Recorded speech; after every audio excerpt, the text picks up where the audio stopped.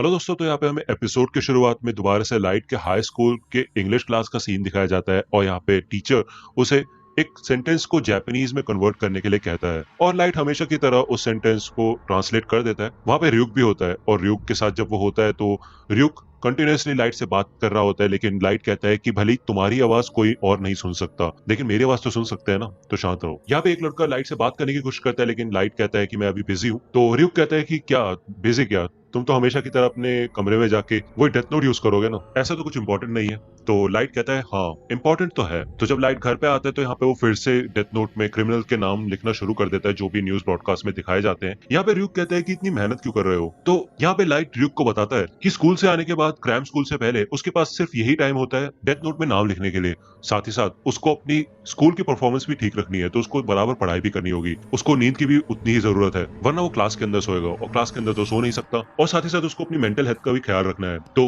मुझे अपने समय का सही से इस्तेमाल करना होगा। लेकिन तभी लाइट की बहन सायु दरवाजा खटखटाती है और उसे अपने होमवर्क में लाइट की मदद चाहिए होती है, जिसके बाद लाइट जल्दी से डेथ नोट को बंद करके उसके ड्रॉअर में रख देता है और अपनी बहन को अंदर बुला लेता है। यहाँ पे ryuk लाइट को बोलता है कि अगर मैं तुम्हारी जगह होता तो ऐसा नहीं करता, क्योंकि तुमने वो डेथ नोट सबसे ऊपर वाली ड्रॉअर में रखी है और मैं तुम्हें बता दूं अगर कोई और उस डेथ नोट को टच करेगा तो वो भी मुझे देख पाएगा। तो यहाँ पे लाइट मन में कहता है कि ये शिनिगामी ये बात पहले नहीं बता सकता था, और वो भी इतनी इंपॉर्टेंट चीज। लेकिन फिर भी लाइट शांत दिखने की कोशिश करता है और अपनी बहन की मदद करता है मैथ्स होमवर्क करने में। यहाँ पे हमें दूसरी ओर ICPO का सीन दिखाया जाता है, यानी कि इंटरनेशनल क्रिमिनल पुलिस ऑर्गेनाइजेशन। और यहाँ पे सारे देशों के ऑफिशियल्स बैठे होते हैं। मीटिंग की शुरुआत में ये डिस्कस किया जाता है कि एक ही हफ्ते में 52 क्रिमिनल्स की डेथ हुई है, वो भी सिर्फ हार्ट अटैक से। उनमें से एक ऑफिशियल बोलते हैं तो दिक्कत क्या है, वैसे भी इन सभी क्रिमिनल्स को उम्र कैद या फिर फांसी की सजा होने ही वाली थी, तो जो हुआ अच्छा ही हुआ। लेकिन दूसरा मेंबर कहता है कि ऐसा कैसे बोल सकते हो तुम, भले ही ऐसा होना था लेकिन इतने सारे लोगों को एक साथ मारना तो मर्डर ही हुआ। तो यहाँ पे इन सब लोगों के बीच में बहस हो जाती है। कुछ लोग कह रहे होते हैं कि ये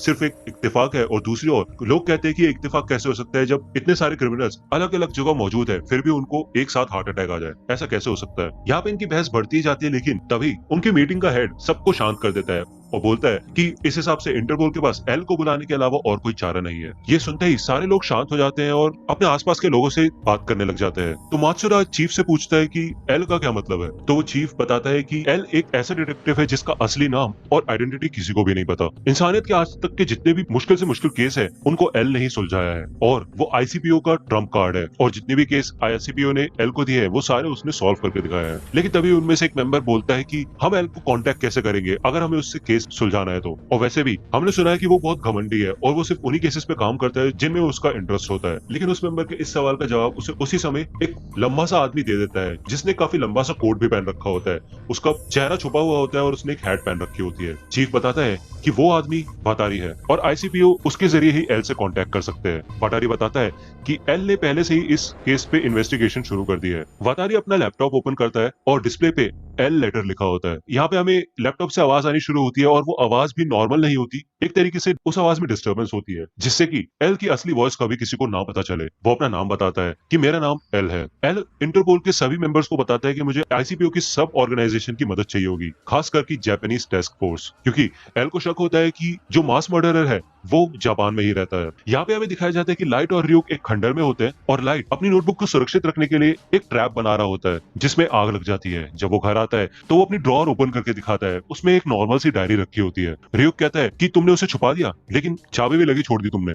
तो लाइट यहाँ पे ड्रॉअर ओपन करके दिखाता है और यहाँ पे एक नॉर्मल डायरी होती है। तो लाइट बताता है कि किसी को भी ये डायरी अगर मिलेगी और ड्रॉअर अगर अनलॉक है तो सबको यही लगेगा कि मैं यही छुपा रहा था, तो उसके बाद वो और ताकाझाकी नहीं करेंगे। लेकिन डायरी के नीचे डेथ नोट की छुपाने की असली जगह है जिसको खोलने के लिए बॉल पॉइंट पेन के रिफिल का इस्तेमाल किया जा सकता है। ड्रॉअर के नीचे मौजूद छेद में अगर वो बॉल पॉइंट पेन की रिफिल डाली जाएगी तो वो फॉल्स बॉटम उठाया जा सकता है। अब यहाँ पे हमें दिखाया जाता है कि लाइट ने कनेक्शन सेटअप कर रखा होता है डेथ नोट को छुपाने के लिए, लेकिन वो सर्किट पूरा नहीं होता क्योंकि ड्रॉअर का फॉल्स बॉटम और रिफिल की मदद से उसमें इंसुलेशन पैदा होता रहता है, यानी कि वो सर्किट पूरा नहीं हो पाता। लेकिन अगर कोई भी ऊपर से उस फॉल्स बॉटम को पहचान के उठा भी ले तो वो सर्किट पूरा हो जाएगा और डेथ नोट में उसी समय आग लग जाएगी। और अगर कोई पूछेगा तो मैं बोल दूंगा कि मैं अपनी असली डायरी छुपा रहा था और मैं नहीं चाहता था कि वो कोई पढ़े, और तुम तो समझ ही सकते हो जेल जाने से अच्छा है कि थोड़ी सी आग ही झेल ली जाए। यहाँ पे हमें दिखाया जाता है कि और भी कई सारे क्रिमिनल्स हार्ट अटैक से मरते हैं और लोग लाइट को कीरा के नाम से जानने लग जाते हैं। लेकिन न्यूज रिपोर्ट्स में अभी भी अथॉरिटीज यही कहती है कि ये एक प्रकार का कोइंसिडेंस है और वो कीरा के होने को नहीं स्वीकारते। हमें दिखाया जाता है कि कीरा के लिए कई फैन वेबसाइट्स भी बनने लग जाती है जो कि कीरा को सपोर्ट करती है। लाइट बताता है कि भले हम किसी बच्चे से पूछेंगे कि अगर कोई बुरा इंसान है तो उसे मारना सही रहेगा तो वो मना ही करेंगे। ऐसी पब्लिक में भी लोग पब्लिक के हिसाब से ही एक्ट करते हैं, लेकिन इंटरनेट पे जहाँ पे वो अपनी पहचान छुपा सकते हैं वो अपनी दिल की बात कह सकते हैं। तो इसलिए जिन लोगों ने कोई भी बुरा काम नहीं किया है वो कीरा के साथ है, और जिन्होंने कुछ भी बुरा काम किया है वो डर डर के जी रहे हैं। दुनिया को ऐसा ही होना चाहिए। लेकिन तभी आईसीपीओ की तरफ से एक वर्ल्ड वाइड ब्रॉडकास्ट होता है टेलीविजन पे, और यहाँ पे सूट में एक आदमी होता है जिसका नाम होता है लिंड एल टेलर, जो कि है एल। तो यहाँ पे एल सामने आ जाता है और यहाँ पे हमें जापानीज टास्क फोर्स का सीन दिखाया जाता है जो कि लाइव ब्रॉडकास्ट को देख रहे होते हैं। मात्सुरा अपने चीफ से पूछता है कि आज तक उसने अपना फेस रिवील कभी नहीं किया, तो इस बार क्यों? तो चीफ बोलता है कि शायद इस केस के लिए एल सीरियस हो। तो यहाँ पे लिंड एल टेलर बोलता है कि कीरा, मुझे पता है कि जो भी तुम कर रहे हो वो तुम्हारे हिसाब से सही है, लेकिन असलियत में तुम एक क्राइम कर रहे हो। तुम्हें लगता है तुम इंसाफ कर रहे हो, लेकिन जो तुम कर रहे हो वो गलत है और तुम बुरा कर रहे हो। तो यहाँ पे जैसे ही लिंड एल टेलर कीरा को इविल बोलता है तो यहाँ पे लाइट काफी ज्यादा गुस्सा हो जाता है और वो गुस्से गुस्से में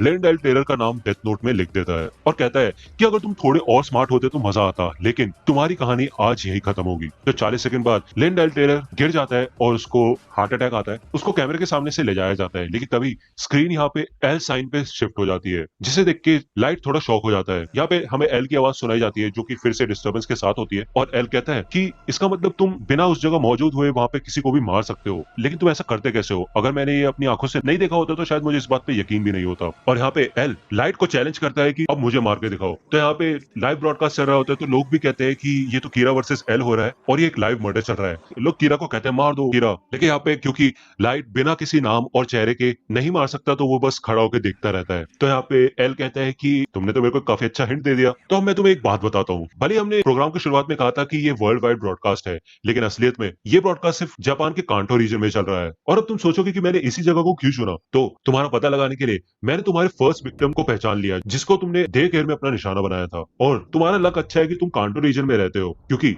यहाँ की पॉपुलेशन सच में बहुत ज्यादा है। इस वजह से तुम्हें ढूंढना थोड़ा मुश्किल हो सकता है, लेकिन कोई बात नहीं, मैं तुम्हें पकड़ लूंगा और तुम्हें सजा दूंगा। फिर उसके बाद तुम मुझे मिलकर बता सकते हो कि तुम ये सारे मर्डर्स कैसे कर रहे हो। और यहाँ पे ब्रॉडकास्ट ऑफ हो जाता है और पुलिस काफी ज्यादा खुश हो जाती है और मोटिवेट हो जाती है कि एल सच में काफी कमाल का है। यहाँ पे लाइट अपने शौक से उभरता है और लाइट और एल दोनों एक साथ बोलते हैं कि तुम जहाँ कहीं भी छुप के बैठे हो मैं तुम्हें ढूंढ के निकालूंगा और तुम्हें खत्म कर दूंगा। और वो दोनों अपने आप को ही कहते हैं कि हम ही है इंसाफ। तो दोस्तों आज की वीडियो के लिए सिर्फ इतना ही। आई होप कि आपको ये वीडियो पसंद आई होगी। अगर आपको ये वीडियो पसंद आई हो तो प्लीज लाइक कीजिए, अपने दोस्तों के साथ शेयर कीजिए और मेरे चैनल को सब्सक्राइब करना मत भूलिएगा। और अगर आप मुझे कांटेक्ट करना चाहते हैं तो आप मुझे इंस्टाग्राम पे कांटेक्ट कर सकते हैं। मेरे पेज की लिंक आपको डिस्क्रिप्शन में मिल जाएगी। मिलता हूं आपसे अगले वीडियो में, तब तक के लिए गुड बाय।